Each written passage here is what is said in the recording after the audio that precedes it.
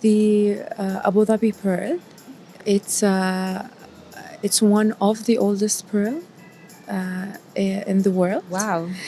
And it was found in Murawah Island. It dates back to 8,000 years ago. How many? 8,000 years ago. 8,000 years, wow. And the way we're showing and telling these stories is you could actually look at the pearl and because it is so small and it has a very distinctive color of almost pinkish. Okay. So you could interact with it and you could have a magnifier that you could look into it in detail. You can really get up close to it.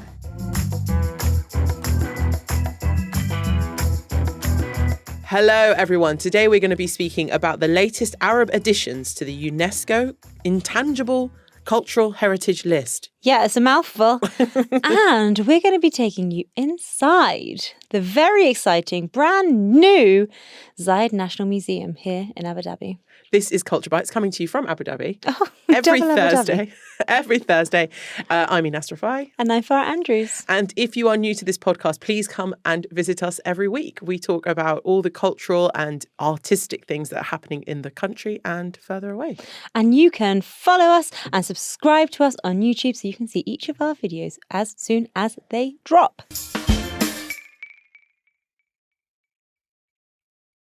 Hi. Hello.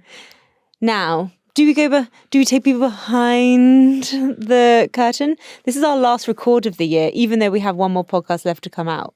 Yeah, it is our last record of the year. How are you feeling? I feel like we need to have like a little gathering. Therapy session?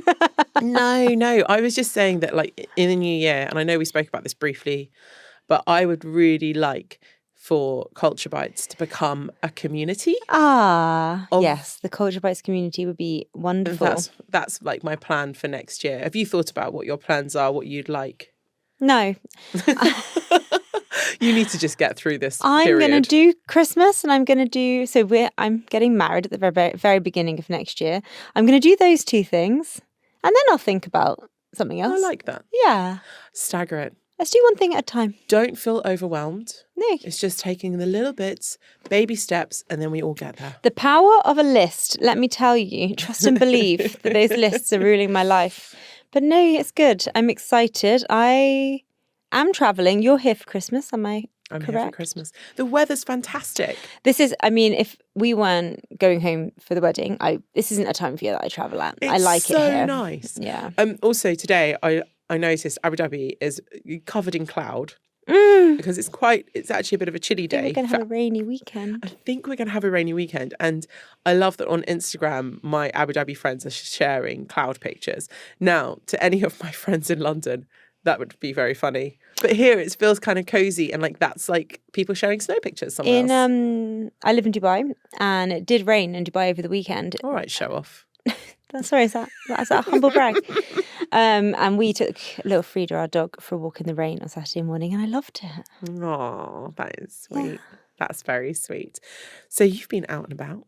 Well, let's do a seamless transition because I was over at the Zayed Museum this morning and I had a wonderful time. I've got a lot to talk about inside the museum. But when I was leaving, I took such a nice photo of outside the museum in the clouds. Oh. And there were people gathered outside. There was the UAE flag outside of the museum. And I just thought, I had a moment of being like, oh, I love it here. Oh. Yeah, I'll show you the photo later. Yay. Put it on your Instagram. Yes. Get those I likes. Will. Please, cloud everybody, picture. come over and give it a like. But yeah, we this morning I was over at the Zayed National Museum. It is newly opened. It opened around National Day, the beginning of this month, it opened on the 3rd of December to the public and had a big opening ceremony on the 2nd, which is UAE National Day, or Eid al-Adha, as it is called now. I loved it. Have you been yet? No. So this is the museum. You can picture the building. It's the very striking building that is inspired by the feathers of a falcon. Yes.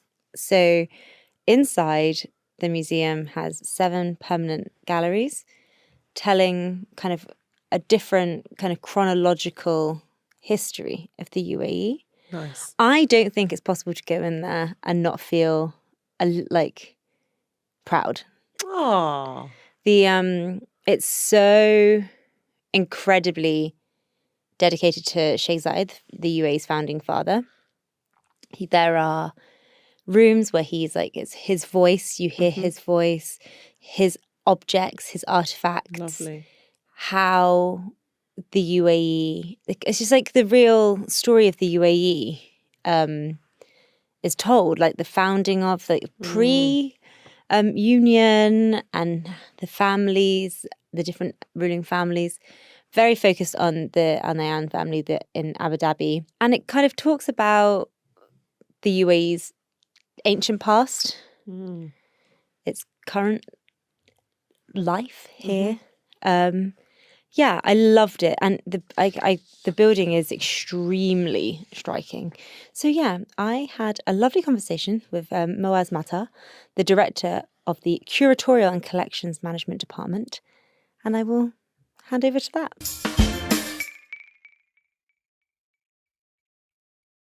So joining me now is Moaza Matar, the director of the Curatorial and Collections Management Department here at the Zayed National Museum. Welcome.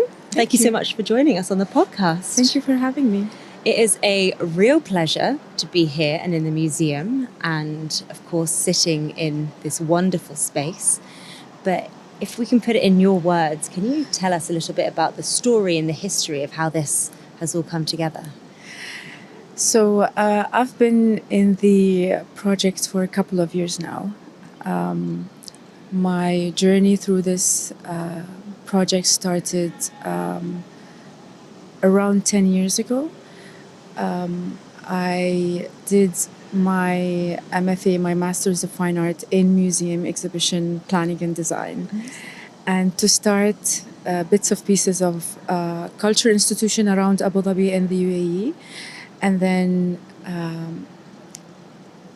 kind of end the journey with Zayed National Museum is a really big pride for me. We started the journey from the construction of the building until the curatorial narrative, design, the installation, the object acquiring, and finally opening last week or 2 weeks ago. Everything is so new and shiny. Yeah.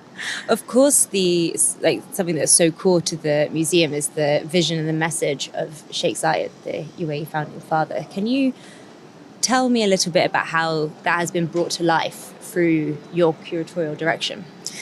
So we bring the legacy and the values of Sheikh Zayed through the galleries and around the museum. So in each and every permanent gallery, we start with Sheikh Zayed's story, and then we end the gallery with Sheikh Zayed quote.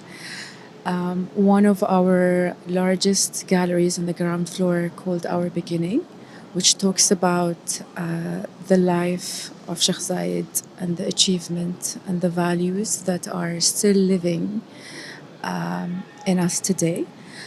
And also his vision for this nation looking forward, which I think where we're sitting now is the greatest example of that vision that he had.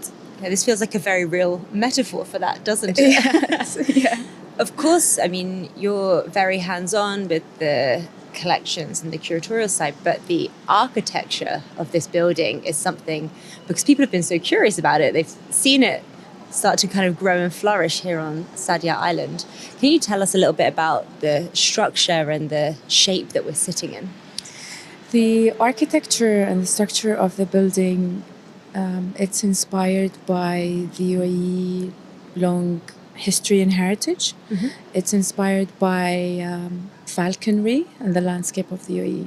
So the facade, the topography facade of the museum, the mound that you could actually walk until you reach the top where the wings are, is inspired by the topography of the mountains in the UAE. And then the wing structure is inspired by the falconry. But from my perspective, I feel both of these elements almost looking upwards towards Sheikh Zayed's vision and for forward future for this nation.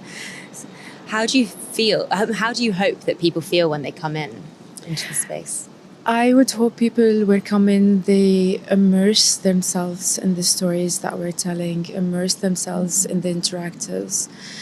And the takeaway, I hope it could be something that they learned or something that they already learn and added to it.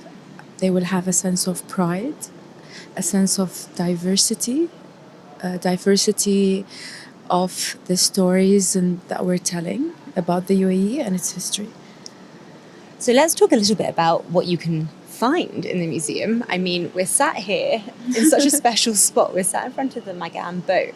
Can you tell us a little bit about this and then some of the other pieces in the collection that really inspire you? So this is, we consider the Magan boat project, and the Magan boat is one of the largest objects in the museum, and it's a years of study, a research program between Zayed National Museum, Zayed University, and New York University, Abu Dhabi.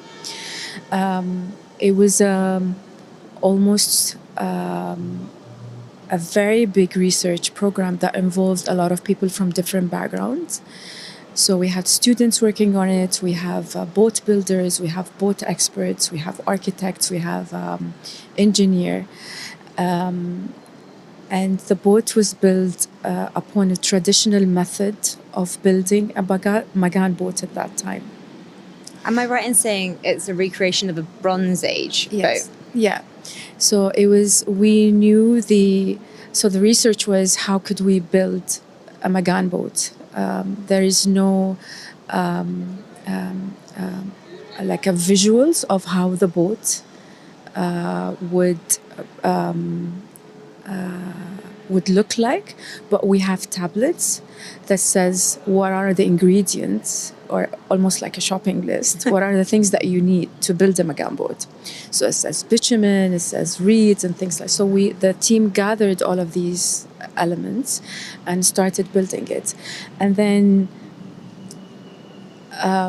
the museum decided we need to sell it. Because if you didn't sell it, it's a test, and it did sail for a few days, and it sails beautifully. That's amazing. And the crew was a very diverse crew. So the boat building techniques, the boat builders were commissioned from Kerala, which is one of the best places and the most places that has skilled in traditional boat building. Okay. And we had a crew, an Emirati captain, an Emirati crew, and sailed around the museum. Oh, I love that. And I guess that's a kind of very visual reflection of how important life at sea and by the sea has been to the UAE for thousands of years. And how the powerful UAE maritime heritage that dates back like thousands of years ago. So this was a very special project for Zayed National Museum. And there are some other objects in the museum that have really got people talking. One of them is the pearl. Yes. Can you tell us a little bit about that, please? The Abu Dhabi pearl. It's one of the oldest pearl in the world. Wow. And it was found in Murawah Island. It dates back to 8,000 years ago. How many? 8,000 years ago. 8,000 years, wow. And the way we're showing and telling these stories is you could actually look at the pearl, and because it is so small and it has a very distinctive color of almost pinkish. Okay. So you could interact with it, and you could have a magnifier that you could look into it in detail. You can really get up close to it. Something else that is a kind of a reflection on how the history of the UAE is so wonderful and ancient and rich, and also so current. I'm looking forward to seeing the 1 dirham note, because I've lived here a long time, and I've never known a 1 dirham note to be in circulation. But that's, I think that's the beauty of the stories that we're telling, very meaningful. I was with my nieces and my older sister yesterday, and she saw that banknote. And my niece was like, did this really was here. And my sister was like, yeah, this is how it was at that time. So you have that nostalgic connection with some of the objects that you could relate to. Yeah. But even if you don't relate to, you learn something, Yeah, I love. which I think is very meaningful. Is there anything else that you really hope people make a beeline for and go and see and check out within the museum? There is we have spaces in between the galleries. We call them node spaces, which is a transitional spaces. It's like a small gallery that introduces you to the next gallery that you're going to see. And it has one story from that gallery you're about to see, but it's completely different stories with objects. Okay. For example, if we're heading to Through Our Connection, before heading to Through Our Connection, you would learn about the Falaj as an innovation system. Yeah. You would see a beautiful audio visual of the Falaj. And the first letter from Zayed the First talking about restoring the Falaj. And then when you enter that gallery, you learn about that story in depth. So the visitors are almost grounded in the concept that they're about to see, which I think is a very unique way of preparing the visitor for what they're about to see. I love and this is what you do, right? You kind of really do create that journey and the kind of experiential journey as you wander through the different spaces. Yeah. And of course, at this museum, that is not just inside. There's a lot to see outside of the museum in the gardens. Yeah. A part of the museum is Masar Garden. Masar means a timeline in Arabic. Timeline.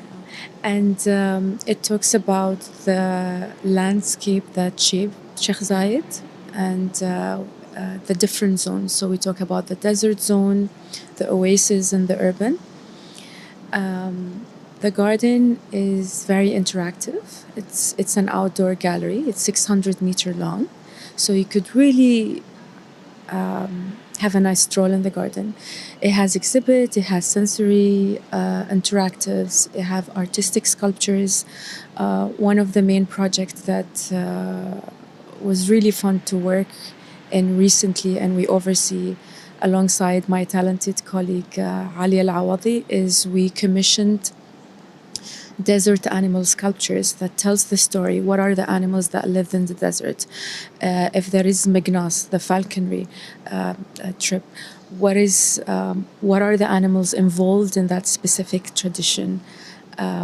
What are the desert plants? We have over 600 trees and 300 native plants that you could experience and enjoy in the garden. So it's a multi-sensory experience with sound as well we have.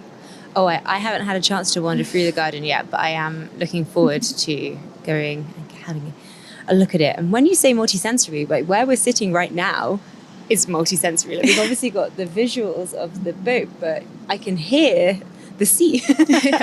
So we do play a lot around with sensory experiences in the public spaces as well. Yeah. So we have a curated sound wherever you go.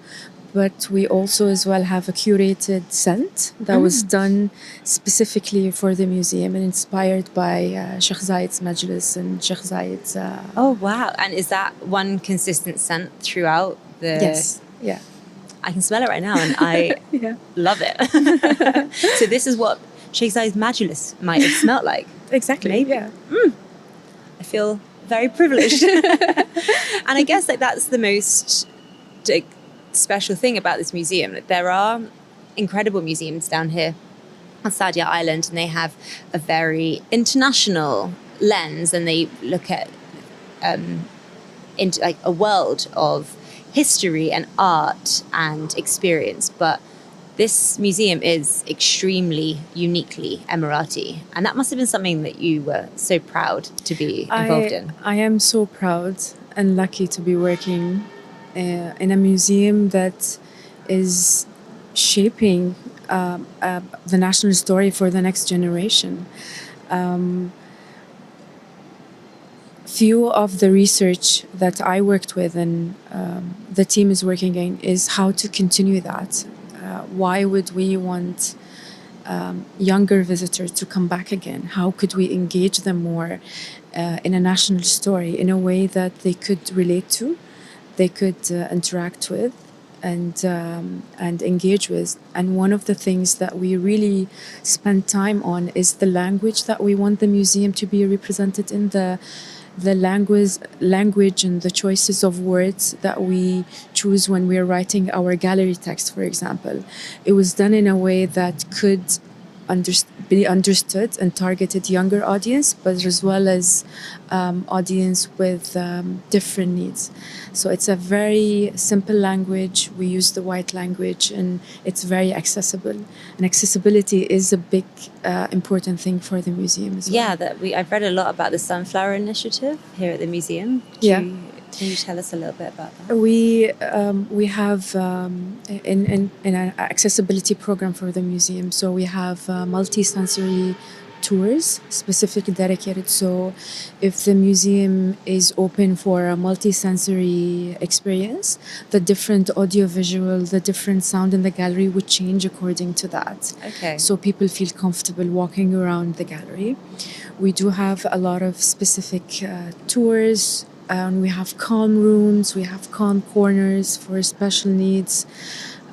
We have exhibits outdoor and indoor that has tactile elements, that has smell elements, that has braille, it's a language as well. And we work with the Zayed Higher organization to make sure that everything we present to the public have been studied, have been tested in a group. It really does feel like it's a museum for everybody in the UAE, that they can come down and really enjoy being in this space. Yeah. Well, thank you so much for your time. I have loved chatting to you, and I am now extremely excited about going and exploring the museum more. Thank you so much for having me. It's a pleasure.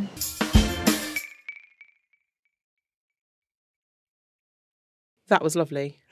Thank you. Moaz was so lovely. It was just a really nice chat, and what a cool space to be sat there in front of the big Magam boat as well. I felt. Wow. I cannot wait to go and visit myself. It's an amazing, amazing space. You will love it. And across the road from lots of other museums. So you got the Natural History Museum across the road, the Abrahamic House, Team Lab, Louvre. Everything's there. Everything cultural. And that brings us to UNESCO's Intangible Cultural Heritage List. Explain to me, Farah, because you were like, yes, it's a bit of a mouthful. Blah, blah, blah, blah. So UNESCO has the cultural heritage sites. Yeah, right? okay. Talk to me. You know when you go to a UNESCO cultural heritage site, like ancient places, and well, not even ancient, just like culturally significant places, and there are the ancient ones, there are modern ones. Intangible cultural heritage is the ways of life that are so intrinsic to people. So it's habits. Sometimes it's food. So this week we've had UNESCO's Intangible Cultural Heritage List. They have annual summits or committee sessions where they go through and look at kind of different practices, rituals, traditions that reflect regional diversity. So things are like really unique to different places. And the meetings were last week in India, and there were so many from this part of the world. I love that though. I feel like the cultural significance of the Middle East is just bloom. It's in bloom. And I like the fact that UNESCO is recognising all of that. I know we've got our list, but I really want you to talk us through. But my big one on the list is the Zafar. Kick us off. Yeah. So Zafar, have you ever been to a Middle Eastern wedding, especially like one that's from? I have, but not with like very significant like cultural practices. So there's Zafars actually across the Middle East. This is something that I really like. Sorry, I don't want to cut you off, but something that I love that the UNESCO list does. It highlights the countries that things come from, and it will often be pan-region. So sometimes they're unique to one country. So there'll be a few things on here that are unique to one country, but there'll be a lot, like the Zafar, that is from a lot of places. Yeah, a lot of countries. I mean, there's a few written down here on my list, like the United Arab Emirates, Iraq, Jordan, Djibouti, Mauritania, Somalia. I know I've been to a Zafar in Egypt. So when you have a wedding, there is the traditional kind of procession of the bride. So it's kind of like this bridal procession where there's music, there's dance. And it's kind of like, so instead of, I'm trying to equate it to something in the UK or like something that's like more Western recognized, which would be like the walking down the aisle. Okay. But imagine that, but your whole family, everyone with you, and it's a big party. You just dance as down. you're walking. I love that. I know. What I a nice love it. communal moment. Like, It's so nice. oh. And it's just like everyone's just like kind of like dancing and moving. Oh. It's really beautiful. Did you have a Zaffa at your wedding? Kind of. I would have loved to have had like the full, like with Debka dancers and everything, but we got married in the West Country. That would have been so very cool. But yeah, there's other customs as well, which are like the henna, the garments, jewelry. So there's like other things as well that go into it. It's kind of like the ritual of going into marriage life and that celebration. Really, really fun. I love that. So something else that was added that's also got a UAE connection is the bisht, so which is the outer garment worn by men for major occasions here in the Gulf and parts of Levant. They are traditionally made from wool, camel hair or goat hair, and it's draped over shoulders and wrapped across the chest.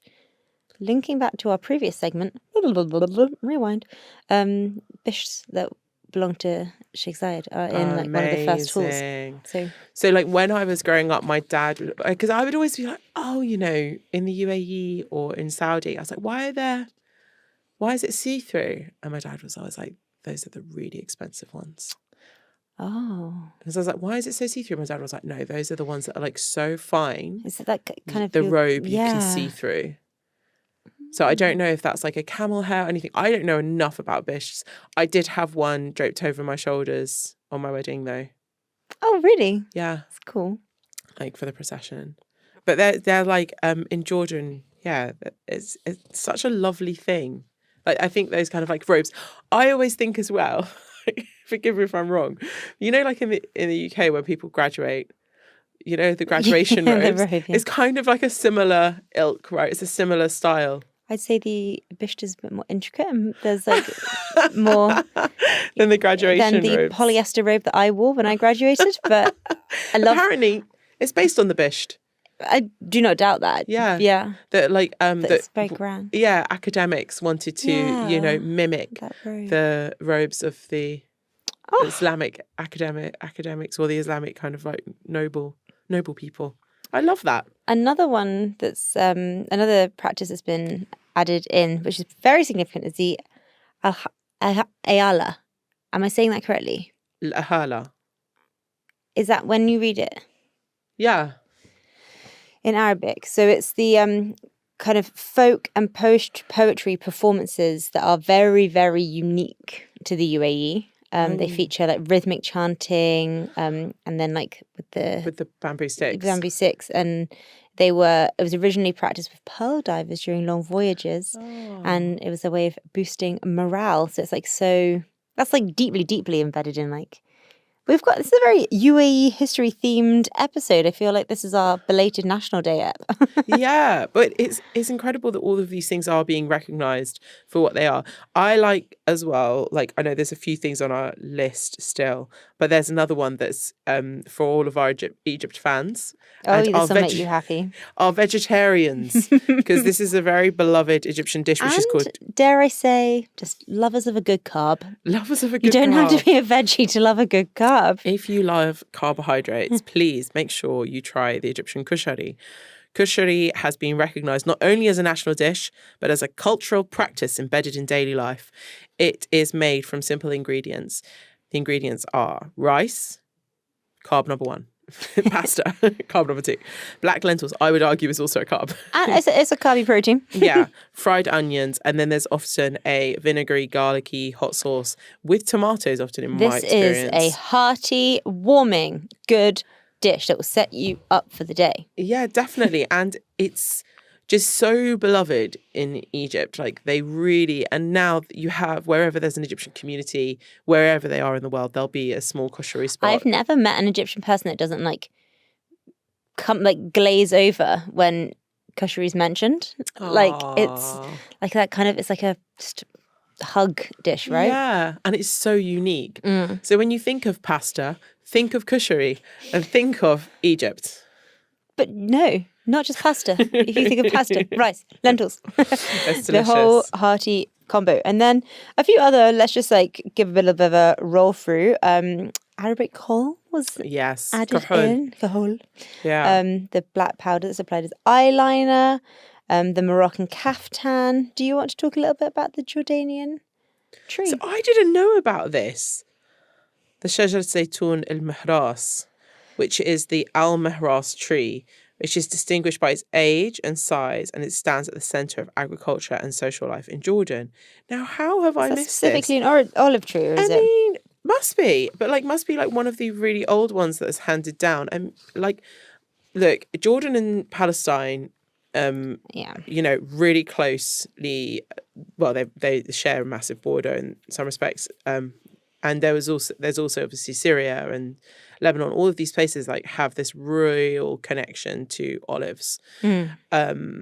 And you know, I think that's really beautiful that this is this like little communal event which happens when people come together and they pick the olives together and then they make olive oil. And I remember doing this with my grandmother. We would sit and we would have these fresh olives and we would slice each one just delicately, and then we'd be preserving them with lemon and garlic. And that was like one of my childhood memories, was doing things like that with her.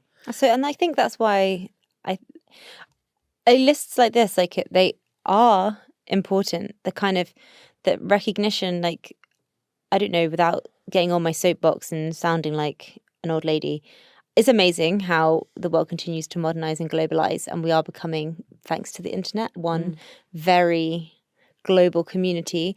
But lists like this that really like get to the heart of what it is to be from a certain place and the understanding of practices and traditions that go back so many generations in certain places. And the list we've focused today, obviously, on the region, but it looks at practices across like East Asia, other parts of Africa, Europe. Like yodeling got added to the list this year. Love that. Yeah, I know. And so and Diwali in India was, and like some of the practices surrounding Diwali, and like religious ceremony, and it looks at the way that people are preserving their own traditions, and yeah, I like it. I like it a lot. I mean, the list started in 2008, so it's relatively recent and new. I have got like a little thing about it though. Oh, please. Like just a little. I love the idea that culture is this kind of mass of movement, right? But I think that's really reflected in it, like the fact that just as long as this doesn't then feel like these things have to be tied. No, and that's like, not my interpretation. No, okay, of it. yeah, I don't think that. Diwali will be celebrated for thousands of years to come, and I just feel like that celebration will morph, and it will always be morphing. But isn't that the beauty of it? That there'll be record of how it was celebrated now. Yeah. And then when this list started, there'll be record of those kind of practices. And then I guess that it is about like the change in the way humans like practice these kind of cultural traditions. Yeah. And like we keep talking about archiving, and it has to be done. Right. And I don't think that this means that the way that Diwali was practiced in 2025 when it was added into one list is something that's like I know that's not what you're saying, but like binding. But I like the idea that it's a kind of acknowledgement of change, and I love that we see these like practices that take place here in the UAE and then parts of North Africa and then further into the Gulf and like other countries, and those kind of like beautiful commonalities that are shared. No, I like reading that. I think you're right. I think it's amazing to have like a shared symbolism, and you're so right on the archiving. Like we've been speaking about this like off camera so much, and it's such a hot topic at the moment in the cultural scene here, which is like, how do we archive everything that's happening? Like we've sat in this room this year and spoken every single week about something new that's happening, and if it wasn't for the National like recording that are we archiving our own history enough? And I suppose, yeah, the UNESCO list is just another way of us like taking note and just appreciating what humans have made. And it's not binding, right? There are so many other ways that humans are practicing their special traditions and their cultural practices. 100.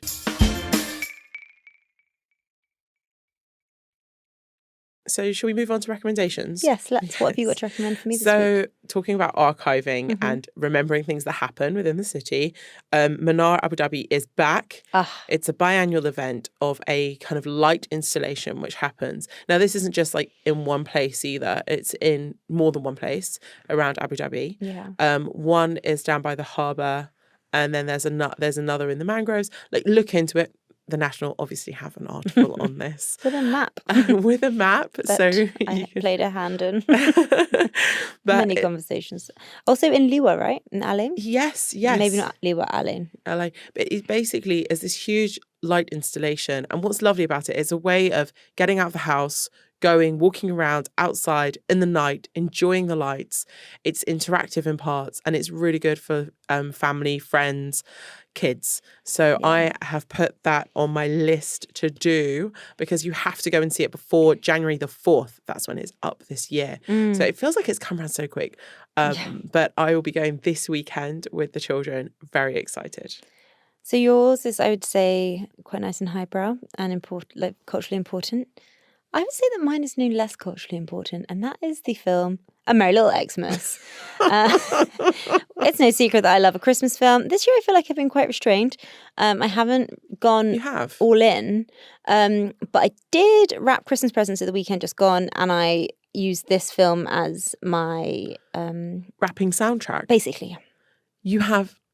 So when you talk to me through your wrapping, is it like, do you have them all over the dining table? You sit there? I sit on the floor with all my presents around me. Yeah.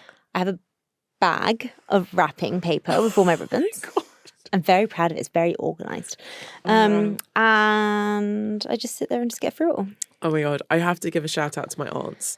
My aunts every year, it's kind of like it's not a spoken thing with my mother's sisters. It's more of a, look what we've done. Every year they each have a theme for their wrapping paper, which is very Kardashian. I was literally about to say it's very Kardashian. But they've been doing this for years, way before the Kardashians, pre-Kardashians. And one year, I think it was my Auntie Sam, like she really pushed the boat out, and she had printed using lino cuttings all of her wrapping paper. It's incredibly chic. It was so chic. I wish I was playing at that kind of level. I thought I was chic this year when I said, Eddie, you can use any wrapping paper apart from the dark green. Those are yours. Wow. I was like, no. Because I'm not labelling. Yeah. I was like, if it's dark green and it's under the tree. That's from far for Eddie. Oh, wow. Yeah. My friend came over when I was doing my wrapping, and she saw my bag and she was like, what's that? Yeah, like... Call me an influencer. She wasn't even home and she'd ordered herself one. A bag of wrapping paper. I have a drawer of wrapping paper. Well, so does she. She said, it's getting out of control. It's messy. She needs places for things, pockets. I said, hun, get a bag. It's like a little suitcase, but it's exactly the size of a roll of paper. Anyway, I'll start an Amazon shop or something. We have learned so much today. Thank you so much for joining us and for listening to us waffle this year. I hope you've enjoyed it. Please do follow, like, subscribe on all your favourite apps. You can watch us over on YouTube on the National News channel, or follow us over on Instagram at The National Arts. And you can catch new episodes of Culture Bites every single Thursday. Next Thursday, we have our special episode. Yes. And there'll be a little break. Little nugget. But we'll see you in the new year. Okay. Bye. Bye.